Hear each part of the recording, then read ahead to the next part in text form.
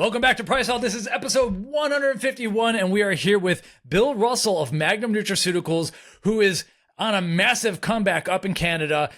Bill, you are the CEO of Magnum Nutraceuticals, but you are not the founder. So we're going to want to hear kind of the story, your backstory, and then talk about the acquisition of Magnum Nutraceuticals. I am going to be, during your intro, pouring myself some vanilla cherry whip limitless X16 here, Nice. the pre-workout that got everything really going for us. So Bill, welcome to the show. Can you give us an introduction and let us, I'd love to talk about what's going to be happening over the coming years with you. Sure, that's great. Thanks, Ben, Mike. Appreciate the intro.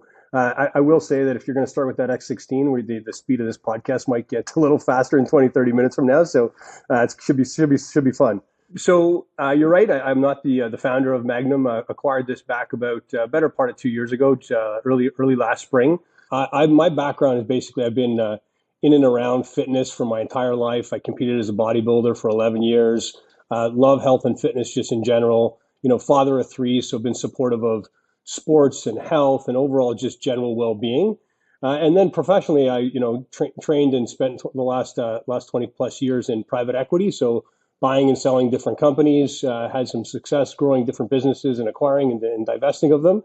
And then really, coming out of COVID, it was a chance for me to kind of reassess where things were. And I had been a client of Magnum's in the past and used a bunch of their products, so I was familiar with it. And through a couple of different people that I knew with the previous owner, I heard that they might be looking for some capital or a president or a sale. There was kind of just looking at different options. And so I reached out to Marcus, the former owner, and said, this is what I've heard. And he said, well, it could be true. We're looking for the right partner, the right partnership to help grow Magnum and take it to the next level. And so I basically said, let's get on a plane here. I'll come out and see you. He offered up to do a podcast or a Zoom with us and have some discussions. But really, I think business is done hand to hand and face to face. So flew out, and our first meeting was better part of 6 hours. Had a really great meeting of the minds on where Magnum was coming from and the history. At the time, it had been in business for over 18 years. We're approaching our 20th anniversary in January of this coming year. So it was really like a long-standing brand in Canada, based as a premium-based product, delivering quality products to the bodybuilding fitness community for almost 20 years. Big partner with Popeyes here in Canada, and really built up a name for itself, but hadn't really grown beyond the Canadian market. Little dribs and drabs of business internationally. And then again, with the focus was mainly being around the fitness athlete, the bodybuilder, the competitive athlete.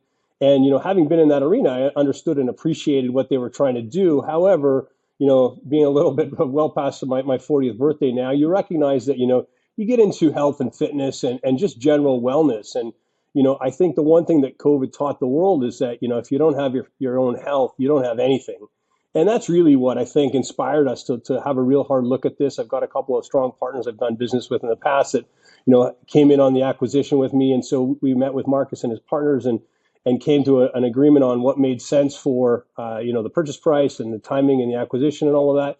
And also, I think what was important was what was the plan for Magnum, not like a quick flip and, really, can we establish this as a true global leader? Where products are delivering premium value to clients based on science, great flavors, and you can be the judge there. You've got the cherry whip in front of you, but we get rave reviews out of just try to focus on what's important. And so that's really a bit of the backstory was how do we take Magnum to the next level and put this Canadian wonderful brand, but put it truly on a global scale here.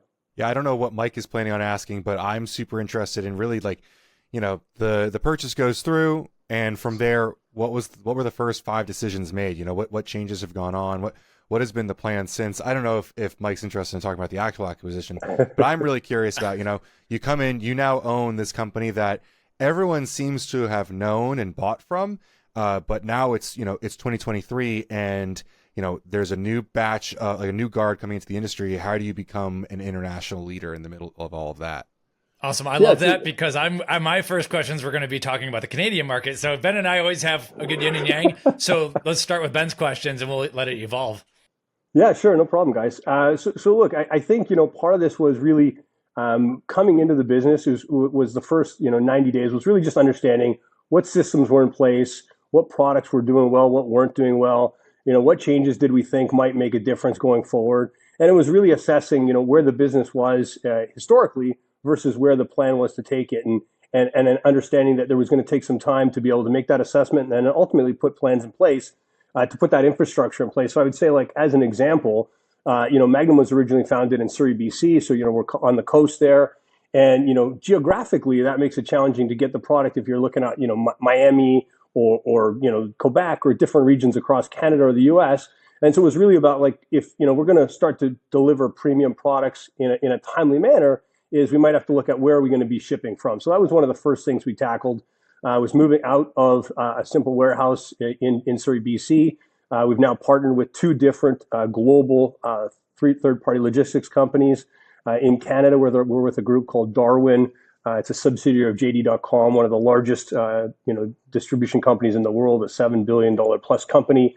They've been fantastic at locating our product across Canada, speed up the shipments and deliveries for not only direct to consumer, but also for our partners across Canada, making sure that they've got the shelves stocked with the Magnum products in a timely fashion. And then in the U.S., we partnered with a company called PDB, that basically allows us to have regional representation across 4 different warehouses in the U.S. Again, making sure that we can get those in a timely fashion. In this day and age, with the our competition always being Amazon, is people expect to push a button and have the product on their doorstep within hours. So we're doing our best to make sure that we monitor those SLAs and make sure that we get a deliverable in a timely fashion, and make sure that people get the products they're ordering. So that was the number one thing, Ben. I think that we had to make sure we focused on, and then we wanted to go beyond that and say, well, let's make sure we're servicing our partners well. We wanted to build out, and whenever you're going to look for expansion, you got to make sure that you're bringing on the right people to support that growth. So, part of that was infrastructure from an operations standpoint. You start dealing with third-party logistics, you got to have the internal team to do that. And from a customer service standpoint and the logistical team. So we made a few hires there in that area. And then the other thing was really to focus on sales. So it's one thing to be ready, and everybody likes sales and profit, but, ensuring that your existing customers continue to get serviced. And beyond that, we're delivering proper service. So we look to expand. We've hired a whole bunch of industry veterans, which has really strengthened the team. We've got people with 20, 25 years experience across different brands, and experience from a distribution, brand representation, co-man representation. So really understanding the business from a 360-degree view. When you talk about customers and servicing them, are you talking about wholesalers or are you talking about end consumers? Yeah, it's a great question, Ben. Really, they're all our customers. I mean, historically, I would say Magnum would have looked at it and been the wholesale partner. The retail partner was their number one focus. We certainly can't forget that some people just want to consume things online, and so we're going to expand. We're continuing to grow that area, and so we've got direct partners, we've got indirect partners, wholesale, and then obviously the end consumer. So we've got to focus on all of those areas. Yeah, I would say that like where Magnum comes from eras in terms of dietary supplements, like when I think of Magnum at its largest, it was a very distribution-heavy industry, and direct-to-consumer has been a current trend that I think a lot of people have not paid enough attention to. So it's good to hear that you guys pay attention to the end consumer. Yeah, I think you're right, and certainly we continue to see that evolution. And if you look at the statistics globally, we still find that the Canadian consumers are retail focused. We're behind the U.S. and the U.K. We get somewhere around 5% of our sales online. The U.S. would be up in the 8%, and internationally, kind of when you get into Europe, it's closer to 12. So they're leading the way, but we tend to be a little bit more of a conservative population. And again, because we're expanding in globally and in the U.S., we've got to make sure that we're taking care of the D2C piece as well. Does fulfilling to America, is that a hurdle at all, going across international lines there? Because I know I've done international to other continents, but we feel so close to Canada, but I have to imagine there is some barrier to sending products in, right? There is. And so, I mean, I guess I could have continued along your question. You asked me for the 5 things I addressed. I probably only picked off a couple, but the other one we did do was expand from our co-manufacturers. So, starting to look at not only having, 1 or 2 co-mans in Canada, but also having several in the US, and then spreading them out geographically. We want to make sure that every single one of our products, we've got the formulations, flavoring profiles all built in, so that we can have backups. Our co-mans are our partners in various ways. And so making sure that they've got a timely way to deliver the products. And when they get busy with other clients, that if we get, growth that's kind of surprising us, we got to go back to a different co-man. We want to make sure we've got that in place. So We've expanded again. We went to the 3PL route. We've also expanded. We're now with multiple co-mans in the U.S. who have done a great job at giving us quality products as well. Yeah, I definitely wanted to ask that because you were talking about other distribution in Canada, but it just seems like at this point, if you can have it distributing or even manufacturing in both countries, that's a huge service for you guys. Do you own the IP for your flavor systems? Because, like, for instance, the flavor that Mike is drinking right now, I found to be extremely unique, and I can't imagine going to another manufacturer and saying, "Hey, I want this flavor that it's obviously extremely unique and different." Yeah, we've spent a long time, and I really appreciate your comment on the flavoring, Ben, because having been in this arena for a long time as a consumer, I remember the days back 25, 30 years ago when you had to hold your nose to choke something down, and if you could keep it down, it was all the better. But half that stuff you didn't know what was in the container, and it tasted like chalk and at best. And now the reality is with the different flavoring systems and people's expectation is it's the quality of the product has to be there, but the flavor has to be unquestionably right there. So, if you look at all the stuff, whether we've come out with our new greens, back early in the spring with nectar, we've got a couple of flavors and, we've got a quality guarantee on that in terms of the flavor profiles. The X16, we've now come out with 6 different flavors and, they're kind of something for everybody. But again, to your point, Ben, I think like a little bit different than maybe what the traditional ones are out there. We've got some core ones, obviously, that the Rock Pop It and stuff, the Rocket Pop, that's kind of similar to, what a lot of brands have, but those are kind of staples. But then having some unique brands flavors that, are just attractive for different parts of the market. So to your question, we do own those different ingredients profiles, and we just keep them, they're almost like trademark secrets really, rather than owning something proprietary. We're using flavor houses as most of our competitors are. Mike, you got anything? I'd love to get into Canada, like you were saying. Earlier on, you had asked about like understanding the performance of the products, like what was and wasn't selling well and everything. Wouldn't that have been like part of the due diligence process though? Like, how much did you get to like get into Magnum's numbers before buying it? Was it just a flat like revenue line, or did you actually get to see, oh wow, this Quattro Protein, which I believe is a good seller? Did you get to see the details and like what you would want to axe right away, or like was that handed to you on day zero? No, it's a good question. I would say, the company was very transparent with us. So we did have all of the details looking into that. The deal probably took better part of 6 or 7 months worth of due diligence. I think what made it a little more challenging was, if you think back to when the acquisition was finalized, it was closed on April 1st of 23. I think we engaged in the process around September of 22. So we're kind of coming out of COVID. And, you backtrack in the last 2-3 years. So you start to look at trends and stuff, and things are, some things are doing really well because people are buying online and working out at home, and you're trying to understand, are those trends going to continue? The buyers that you had the last 2 years, are they actual long-term buyers? Or are they kind of flash in the pan because they're, at home, working from home? How many people are going back to gyms?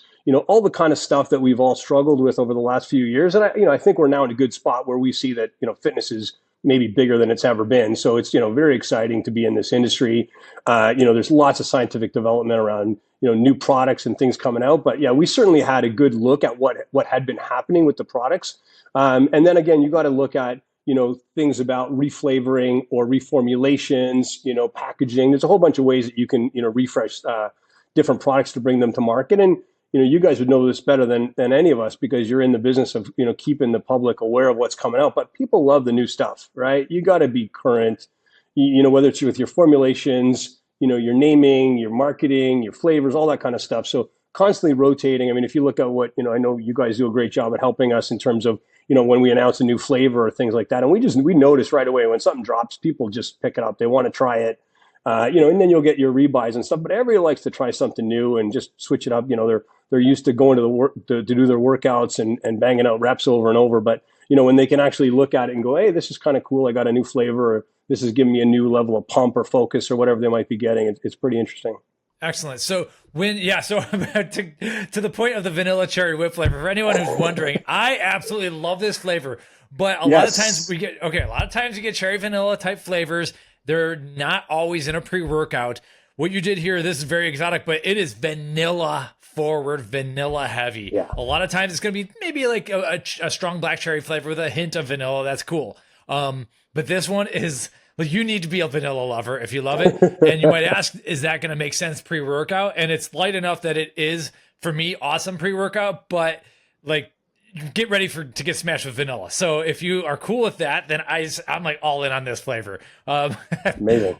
Yeah, so I'm happy. Are you planning on, so to keep things going, is that kind of what, I imagine that when you're going through due diligence then, so the data from 2021 and 2022 was pretty messy because like you said, we don't really know what's a real trend and what's not at that point. Did the data tell you that you need to do like a lot of limited time offers, or how do you decide like where to spend your energy in terms of like making new products versus like spinning out a pumpkin spice just for the fall season or whatever? Yeah, so I think, my personal opinion is really, we'll do some of those fun flavors and drops and things like that, but it's really, to me, it's more about longevity and building true value in the product. So constantly looking at the newest science that's coming out and any additives that we can do to upgrade the quality of our products, or, reformulate them to be within the latest and greatest things that are available. So, we have tried to stay on the flavor profile for sure, because, that's important. But I think ultimately you want to have products that deliver a good value and the results. The repeat buys are what are going to tell you whether or not you're doing a good job. And that comes down to whether people get results or not from the products.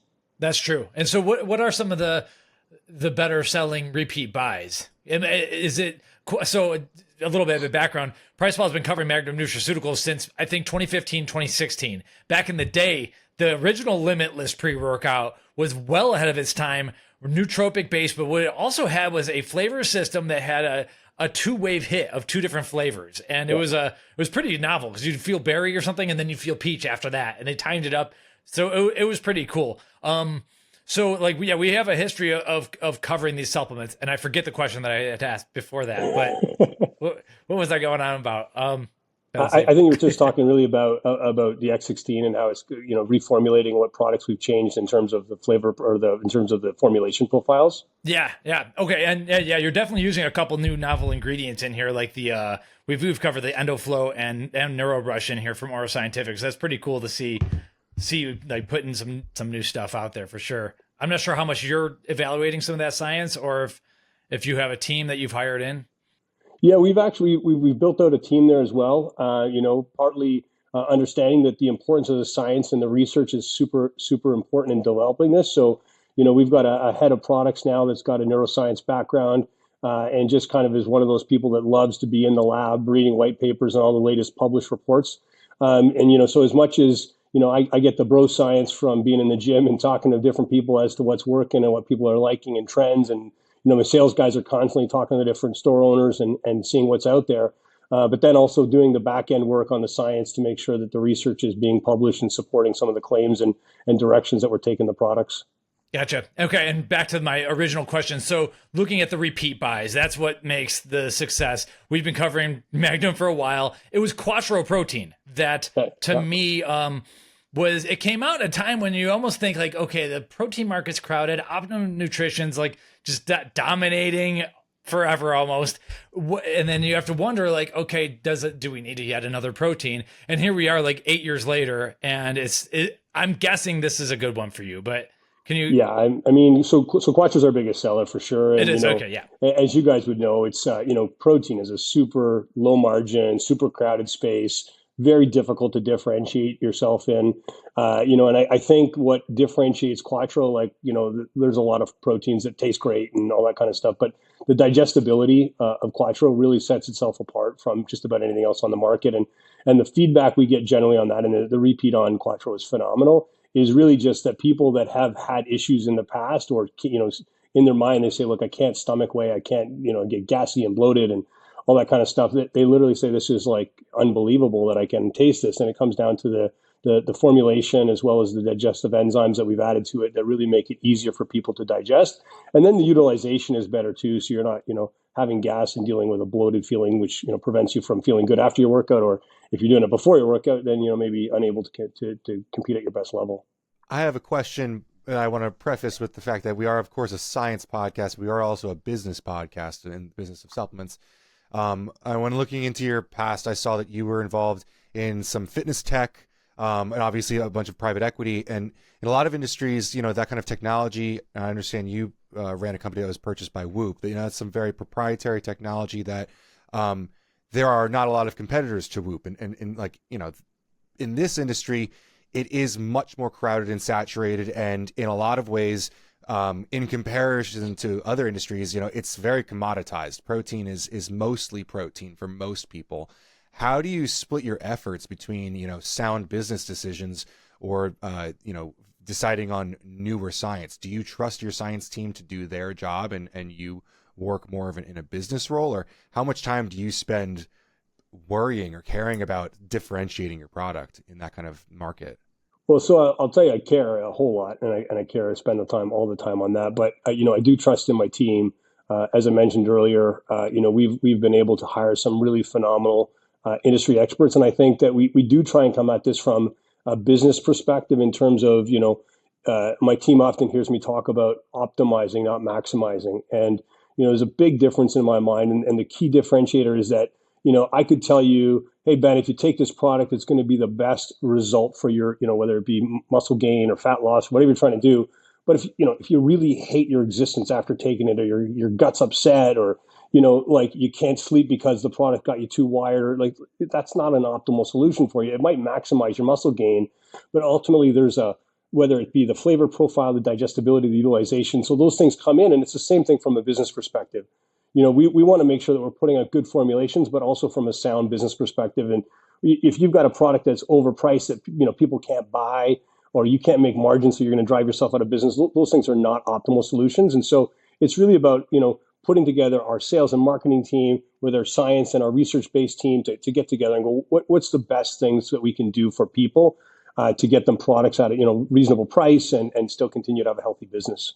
Yeah, I like that answer because, you noted that you wanted to be an international leader. And a lot of times to be the leader in the space, it's not about doing things first, or it's not about having all of the newest ingredients. It's about the best processes. It's about maybe spending some of that margin on brand awareness and advertising rather than, like you said, maximizing. You're not putting every single ingredient in the product, but optimizing like the consumer's journey to finding that product. And I liked what you mentioned about repeat customers, because we hear a lot about, I've got the newest and best formula, but not a lot about customer servicing and that customer, journey with the brand. So getting to the top, if you want to contend with optimum nutrition, like Mike brought up with Quattro, it isn't always just about digestibility, but I think that does get a lot of people in, because obviously we deal a lot of lactose intolerance or, I'd say issues with protein. So you guys are still a leader in that market. Is Quattro still a high performer for you in today's day and age, even with protein becoming more expensive? So it is, and I'll tell you, we're actually in the process of launching a new protein this month. It's called Whey 100, and it's not got the blended formulation. It's a really good tasting product, and it's really a little bit more price sensitive in how we've costed it out. And that's, again, because we're looking at global distribution. We've got a great partnership building out with a company called S&D out of Miami that takes care of distribution throughout Latin America. Phenomenal guys who have got great relationships, but recognizing that when you start going into the Latin American countries and people are making hundreds of dollars a month, it's really tough for them to spend $100 on a 4-pound of protein. So, you got to get a different product profile for them. And so, we've been listening to our partners to make sure that we've got the right product mix.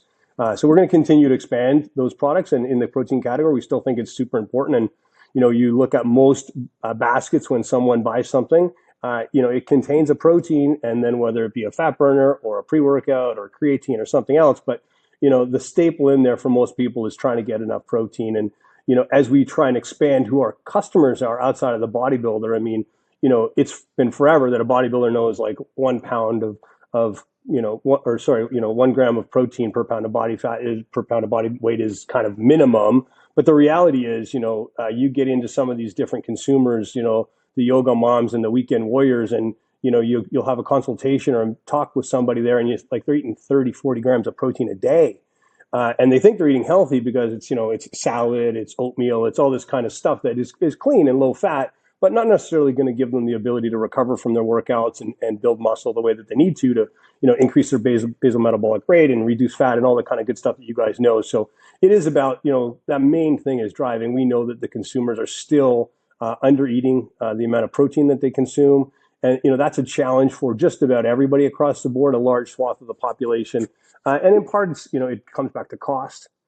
It's a lot easier to get a plate of pasta than it is to get a steak or a chicken breast.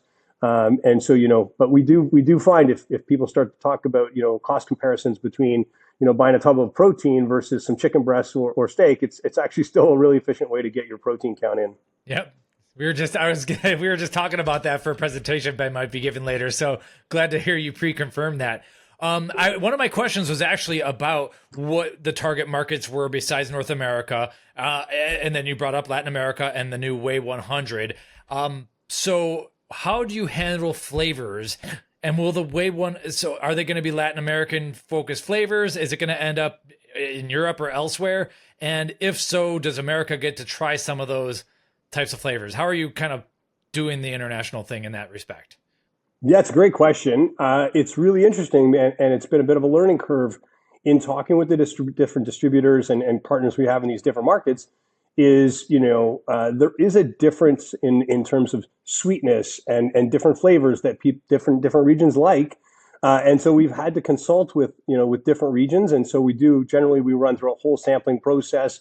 We do market research, and we do a multiple sample requests from the co-mans, send them out to different groups and get feedback on it, and ultimately choosing the flavors. So I will say there will be some overlap in flavors between different regions, but certainly there will be flavors that are offered in certain areas. Or you may even have a chocolate that's offered in Latin America versus a chocolate that's offered in Canada and be totally different flavor profiles because of what we think the consumers want to taste. Interesting. So where does the Canadian tongue end up compared to Latin America or the United States? So I would say that it's generally sweeter once you go south of the border. And then we are in development and talks with a group out of Africa right now. And the comment they said kind of tongue in cheek is, you can't make it too sweet for us. So, really? I think it maybe has to do a little bit with the general diet. And if you think about the access to different flavor profiles in those communities, there's a lot of plain foods, a lot of rices and things like that. So when they get something sweet, it's really a craving. And so, having something with a little extra sweetener in it in those markets is really well received. Gotcha. Are there going to be any regional fruits or anything like that? Like in Asia, you see a lot of lychee flavors or whatever, something like that. Or are you sticking with the standards for now? Yeah, I mean, so we're going to be launching with 3 flavor profiles to start with the Whey 100. And, we've got little spins on the chocolate and vanilla, but, those are obviously the staples. And it's, as much as people think vanilla is boring, the reality is it still sells 30 to 50% of every SKU. And, people like it because they can add their own fruit to it if they want. They can have it plain if they like it. And so it really appeals to a lot of people. And then we've got a couple of spins on a couple of different flavors that we think that, people will like. And, we get feedback. And the idea there is, over time, you see what the selling is like. You look at the customer feedbacks, and then you can continue to expand those lines and, increase the new offerings if and when they're necessary. Awesome. I'm not sure. Yeah. If Ben, if you have anything else, getting back to some of the distribution of this stuff then. So if you're working with 3PLs, can you explain to the audience how it works in general? Like, do you need to run massive lots so that you can get tons of product at all these different warehouses? Is there going to be a massive glut of inventory, or how do they generally work once it's been manufactured? It's a great question. I hope there's not a glut of inventory sitting anywhere, because that just means there's money sitting on the shelves. Right. So, and I figured you'd be concerned about such a thing. Yeah. We are, it gets to be a demand planning exercise because we are expanding so quickly. And so you do, in order to deliver, like we talked about very early on, about make sure you deliver these products in a timely fashion to people, you got to have millions of dollars in all these different ports. There's no question, because you're not going to deliver to Latin America and be shipping it from, overseas or something. It'll take weeks. And so, we are building up our inventory levels. However, with the implementation of technology, we're going through a new ERP system implementation right now. Excuse me. There's a demand planning software that we just launched with. And then the cool thing with the 3PLs is that they are typically much more advanced in terms of technology than what anybody would be on their own, running their own warehouse, which is where we were 2 years ago. So, you go from an Excel spreadsheet and, managing your inventory with physical counts, and forklifts and a team of guys working, trying to pick and pack. All of a sudden, you got robotics, and Darwin, for example, spends upwards of $20+ million on every location, and so there's conveyor belts and robots everywhere, and so you're walking into a facility that's 150,000 square feet, and there's 15 staff. So it's really people overseeing, and so those efficiencies can come into play, and that also helps with the inventory, in terms of demand planning, picking and packing, all that kind of stuff. You get the products in and out of a warehouse much faster. It gets rotated so that the stuff isn't sitting on the shelf for a long time. The stuff that's at the back or delivered first gets moved forward and ultimately gets shipped out first. So there's a bunch of that stuff that happens automatic because these logistics companies, that's really what their expertise is. That's awesome.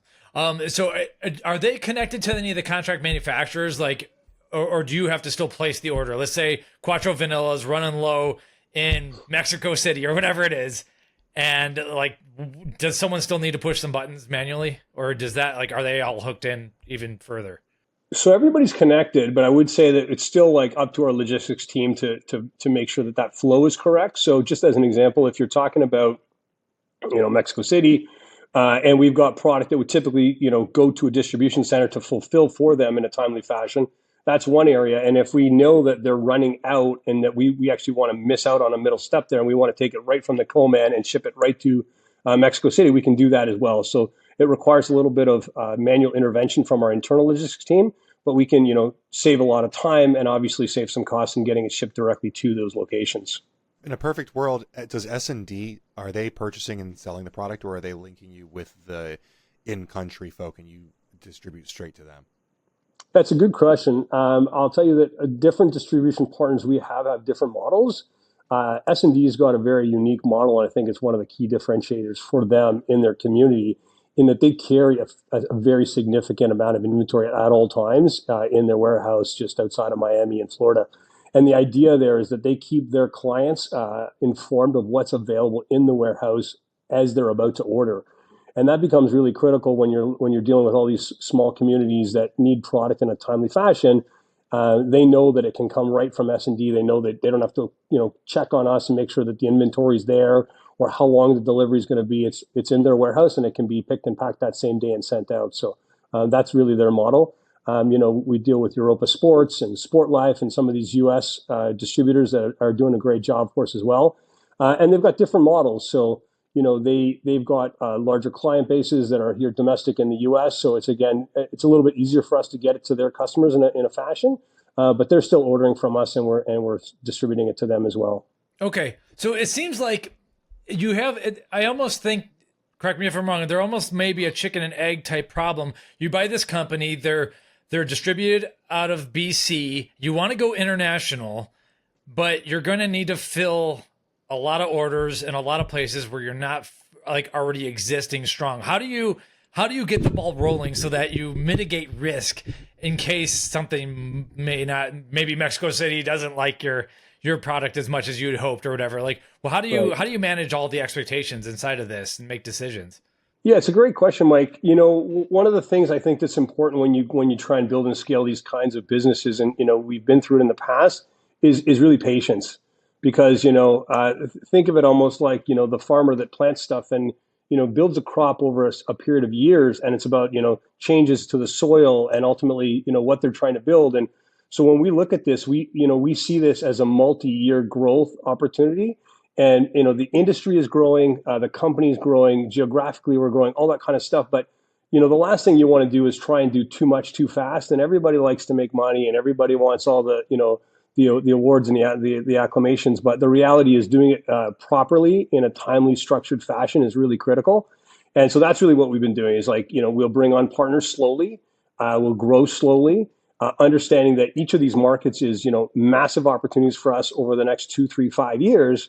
But we don't want to have a bad customer experience or a bad product experience. And so we'd rather do it more slowly and do it properly.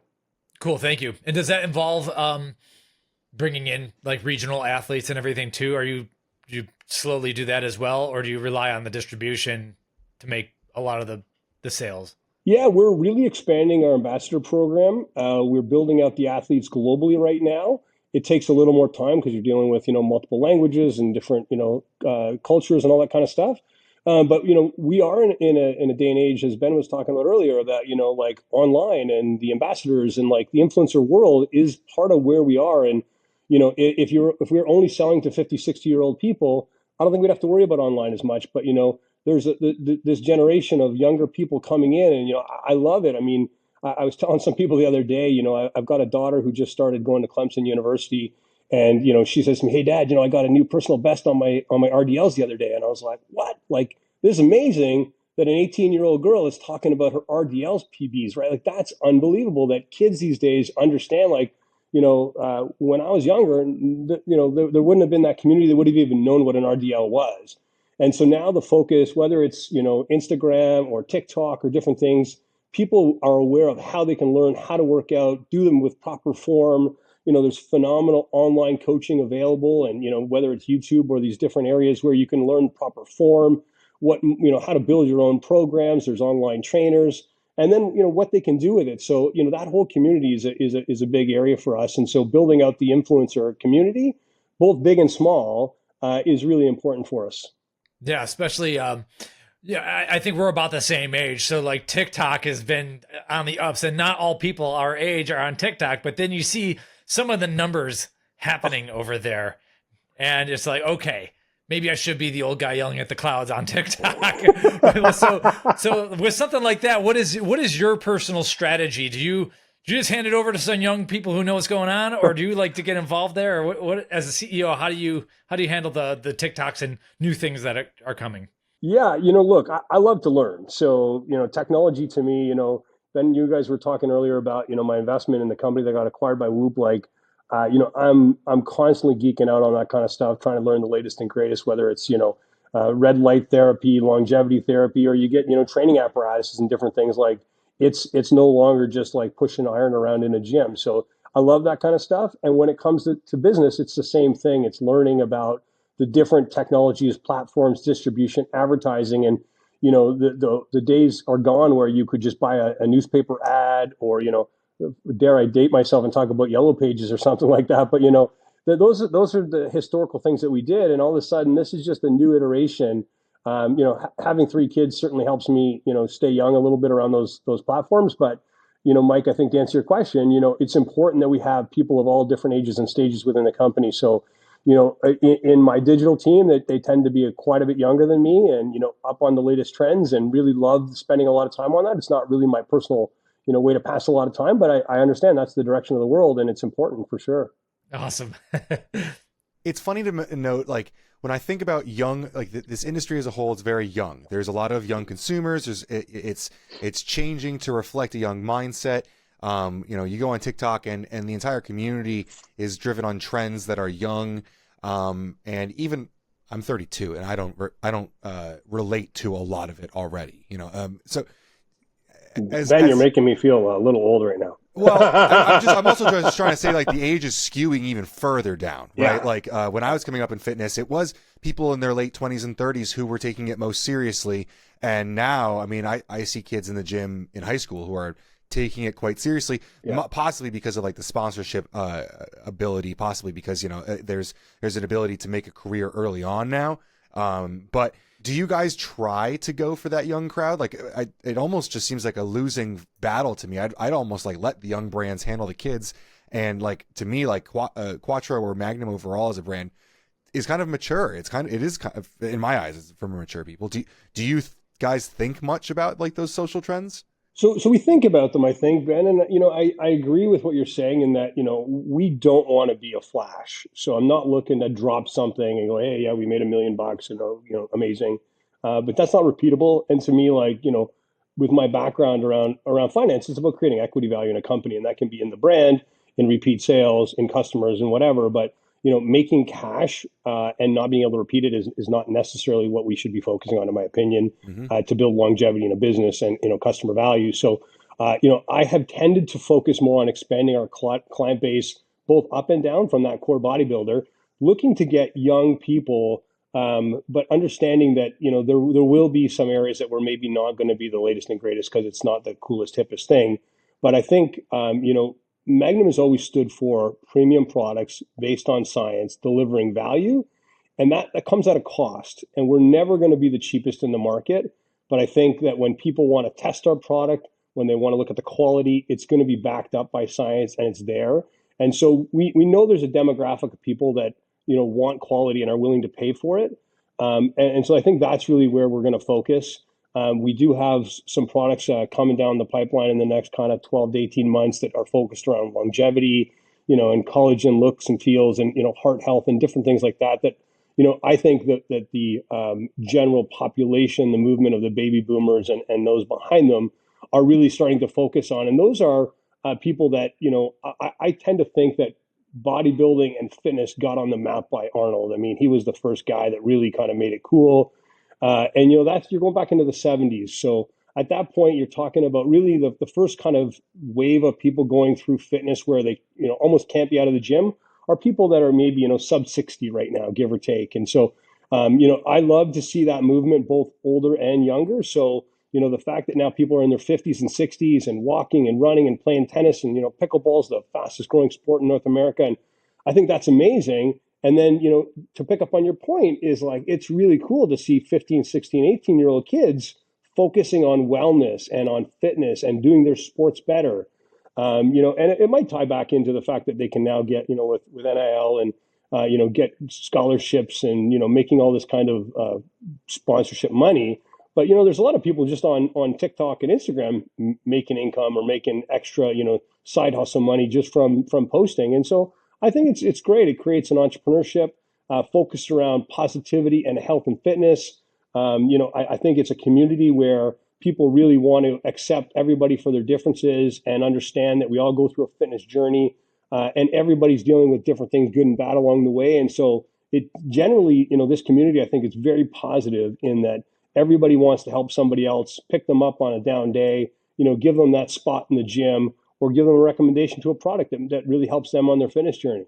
It's funny you bring up like Arnold. I think about in that era, the influencers of that era were movie actors, right? And huge celebrities. And in today's day and age, you feasibly could have 16-year-olds. We do have 16-year-olds influencing fitness culture because those are now the people who are in a position to create and lead.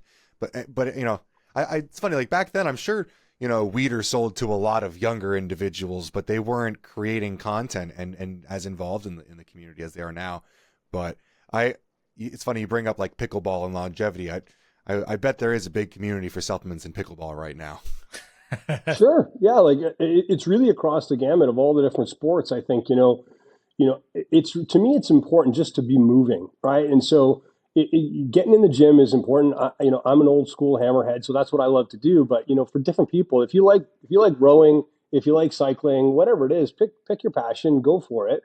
And accomplish your fitness goals along the way. And ultimately, to me, supplementation is just part of that for the majority of people, because as we talked about, whether they're not getting the right nutrients in their food, we probably have another 3-hour podcast if we wanted to talk about the changes in our food sources and the quality degradation, soil and otherwise. So I think that when, people look at trying to get the proper nutrition and making sure they're getting the proper assimilation of those different ingredients, it's really important that they, if they can, they incorporate supplementation when and where they can. Yeah, it's an interesting discussion. We definitely would take a lot longer of time if we were going to start talking about quality of nutrition. Don't get me started. But okay, so I'm going to use Quattro because it keeps coming back up. And just so the listeners know, we'll get the label up in the show notes on this. But it's like basically a 4-layer isolate: whey protein isolate 90, milk protein isolate 90%. Micellar casein 85%, and egg protein isolate. So you have a lot of these like highly isolated. It's a high quality protein, but I love that there's milk protein in it and some casein, because then you get the thickness, and it's pretty easy to see that a lot of the long standing proteins that are like this, they just slowly and quietly do really well. I noticed like people like the texture and they keep coming back, and then you go back to a pure isolate and it's a little more challenging because you miss that casein thickness.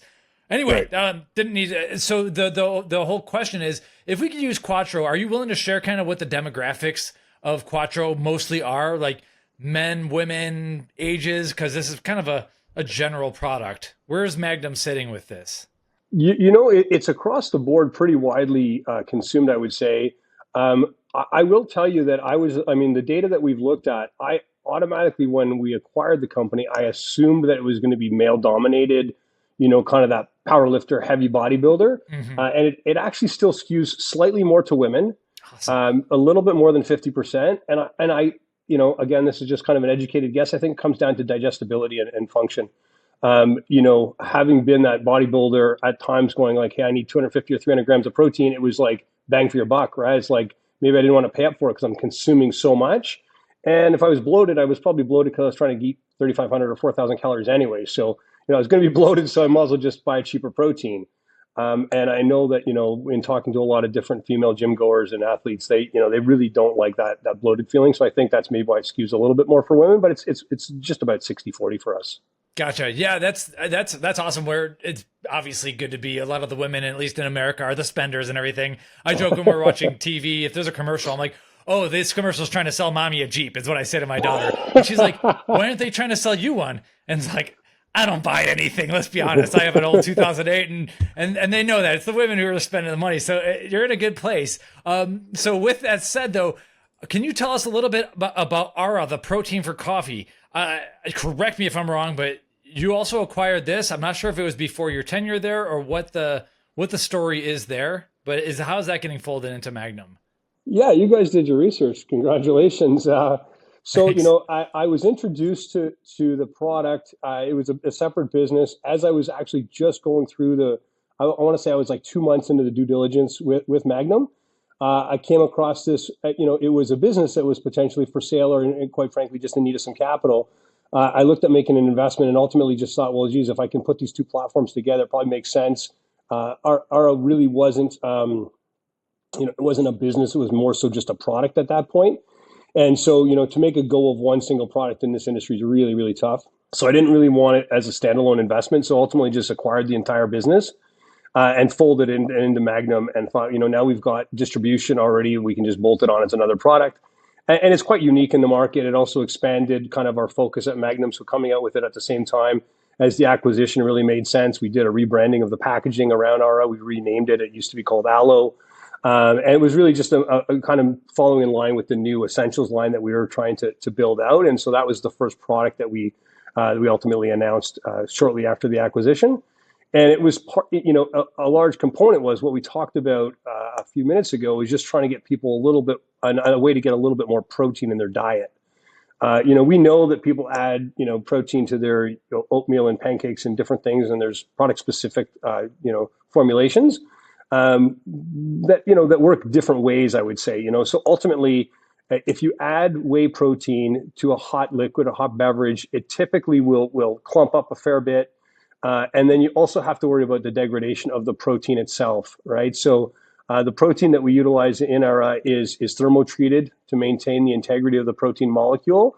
And that becomes really important. So if it says there's 10 grams, when you put it in your coffee and you stir it and mix and everything, you're actually getting 10 grams. And so that was important to us.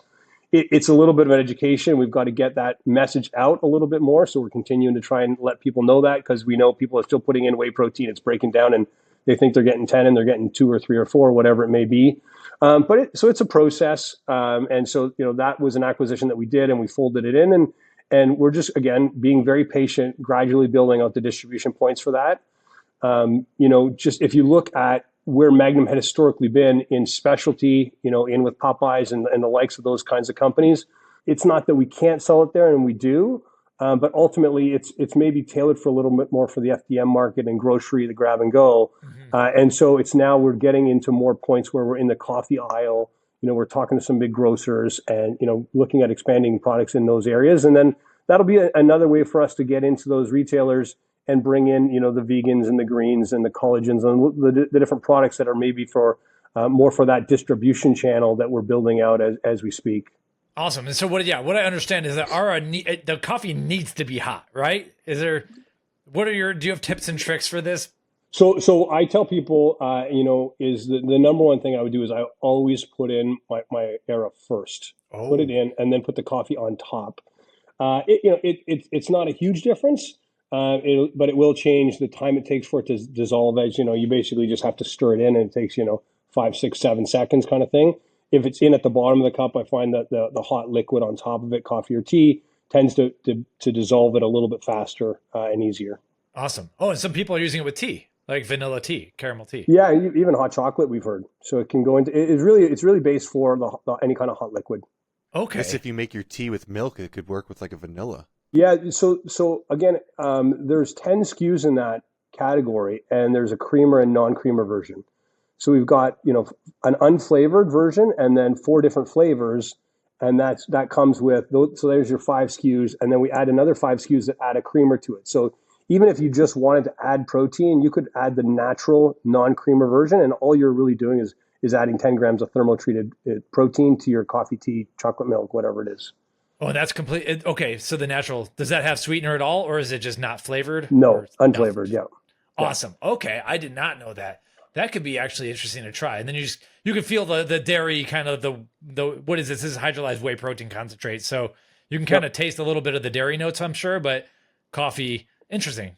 I'd probably personally like vanilla, but I can see a lot of people liking that. Yeah, we've had a couple of people comment that they like the natural just because they're coffee purists, right? They drink Yeah. their coffee with no sweetener, just black, and they'll buy different forms of coffee because they're real connoisseurs of coffee, and so they want something that they can add and get the protein, but not change the flavor profile of their coffee because they really enjoy it. Excellent. And so this is kind of the first thing that you would get into a Walmart, for instance. Do you have a path to Walmart or anything like that? Or is this the path? Yeah, so like Walmart, I think could be down the line. Again, I think we want to make sure we're always aware of who our consumers are, and that that main mass market is somewhere we need and want to be. But we also want to make sure that we're maintaining a product that's premium to the market, and we're not. This is not make money at all costs, so we're not going to dilute the valuation of our products or the formulations or the quality. And so we want to make sure that the price point is hitting the consumer that we're trying to sell to. Got it. Ben, did you have anything else? I think this has been pretty educational. I think we got a good mix of like nutrition and business here. Yeah, I never thought I'd be having a conversation with Magnum, honestly. Like coming up in supplements, like I saw you guys before you were there, but I remember seeing huge displays at the Olympia. It's really been cool to kind of see you guys back and do some content for you. So this has been a fun conversation. Like thank you for talking with us. So are you based in Canada personally? Yeah, so I live in Toronto. So we've got an office in Toronto now. We've also got an office in Surrey, BC. So accumulating the air miles pretty quickly. And then, we are spending a lot of time developing the U.S. So between California, Texas, Florida, Tennessee, we've been all over the map with different partners now. We've got some partners now, co-mans out of Alpharetta, Georgia, and in the region and around Atlanta. Some of our, we're doing a lot with Muscle and Strength out of Charlotte in the Carolinas. So, we've got some really great partners that are helping us build out our network. And so, it's a pleasure for me to hear you guys talking about Magnum kind of getting back in the forefront. And, Magnum always had this reputation of being at the Olympia and having 20, 30 people there and being loud and proud. And, we're going back to that. I think the big shift you're going to find is it's really about a focus on the brand and what it represents. And as opposed to just being at the Olympia, you're going to find us at a whole bunch of different, sporting events and arenas. And as a way to just make an awareness there, it's about longevity. It's about different communities, ages and stages in their fitness health. And we're not just focused around the bodybuilder or fitness competitor. And really, I think we're going to have a product for everyone. I love sitting down with my parents and talking about the value of them taking creatine and grains. And it's a bit of an education when they're in their 70s, but, they're, the fact that my dad's taking our greens product is a pretty strong testament to how good that thing tastes, because he would never take it otherwise. That's seriously, that's awesome. And my final question I had written down: what happened to Marcus? Is he still in at all, or is he completely out of picture, going in monk mode? Are you willing to share, or is that not your story to tell? So yeah, Marcus has been bought out. We did acquire 100% of the business, and I guess he's gone on to pursue other business ventures. And he built a strong track record with Magnum and built a history of kind of what it stands for. And so we're looking to just take the baton from him and grow it from there. Awesome, cool, yeah. He was always good to work with. So glad to hear it ended well for him. Awesome, Bill. Well, thank you so much. If there's anything else you want to say or educate our folks on for people still here and everything, then it's greatly appreciated. Otherwise, where to find you and, Magnum Sups is generally most of the social media. MagnumSups.com is the website, and we'll have links and everything in the show notes. But yeah, do you have a personal social media or anything that you get on about? No, look, I think, MagnumSups.com is where they can find most of our stuff. I'd be remiss if I didn't talk about, the partnerships we've got with people like yourselves that have been really great at supporting us. So we really appreciate that. And like I mentioned earlier, whether it be Sport Life or S&D and, the long history with Popeyes, these teams have really helped us build. And, for me, they've been a valuable resource, because I come into this business with some capital and some business acumen and perspective as a consumer, but not necessarily having been active in the community for a long time. And so relying on my partners and feedback and stuff has been really helpful. Excellent. Yeah, so far, looks like you're doing a great job. I am loving this Limitless X16. I realized, man, I've been having the beta-alanine tingles through most of this podcast. And then I was like, wait a minute, there's 40 milligrams of niacin in here as well. So not enough to get a huge niacin flush, but enough to add to the beta-alanine a little bit. So they do feel a little bit differently, but when you put them all together, it's a fun ride. And this flavor is just, it works for me. So thank you for doing something different. I love that, Mike. And I'll tell you the funny quote that we received an email from a customer that gave us a 5-star rating on the X16. And the quote was, I love this workout I had. I felt like a honey badger at a rave, excuse me. And I thought, wow, what a great quote for this young guy to go and have this amazing workout and just feel like he's on top of the world. So, I think that we're getting a lot of really positive feedback on the X16 for sure.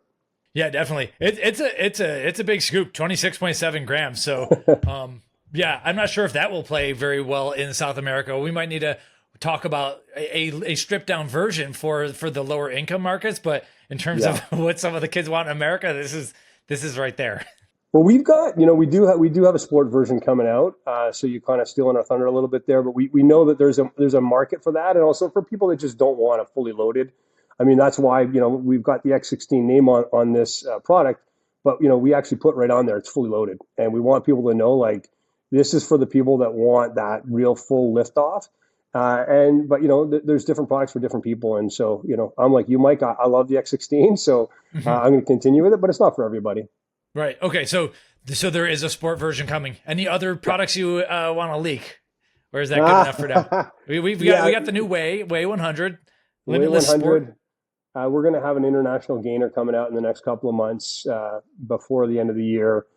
We've got a longevity supplement that we're really excited about that's going to come out in Q1. So you guys are going to see we've got a lot of digital changes coming out.